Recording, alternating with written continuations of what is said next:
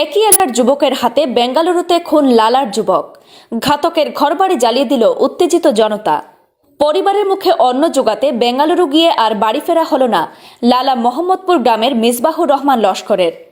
আরিফউদ্দিন বড়ভূঁইয়া নামের ঘাতক অমানবিকভাবে কেড়ে নিল এই তরতাজা যুবকের প্রাণ। অমানবিক এই ঘটনাটি ঘটেছে বেঙ্গালুরুর অশোকনগরে। বিবরণ মতে জানা গেছে, আর 5টা যুবকের মতো পরিবারের আর্থিক দুরবস্থা দূর করতে বেঙ্গালুরু পাড়ি দিয়েছিল মোহাম্মদপুর দ্বিতীয় খণ্ডের বছর 19-এর যুবক মিসবাহুর রহমান লস্কর।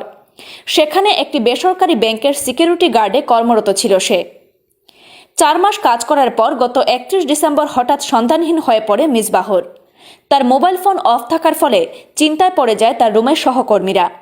এ নিয়ে পরিবারের পক্ষে লালা থানায় একটি মামলা দায়ের করা হয়। এদিকে মিসবাহুর রহমানকে হত্যা করে বেঙ্গালুরু থেকে বাড়ি চলে আসে ঘাতক আরিফউদ্দিন।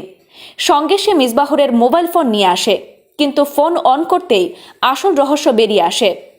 মোবাইল ট্র্যাকিংয়ের মাধ্যমে বেঙ্গালুরু পুলিশ সব তথ্য দিয়ে সাহায্য করে লালা পুলিশকে। সঙ্গে সঙ্গে লালা পুলিশ ঘাতক আরিফউদ্দিন লস্করকে গ্রেপ্তার করে থানায় নিয়ে আসে।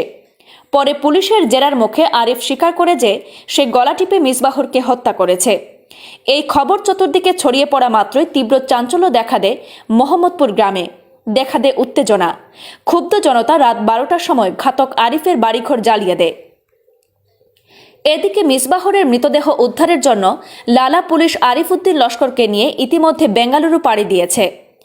এদিকে বিধায়ক সুজামুদ্দিন লস্কর মৃতদেহ বাড়িতে আনার জন্য সব ধরনের ব্যবস্থা করে দিয়েছেন বলে জানা গেছে।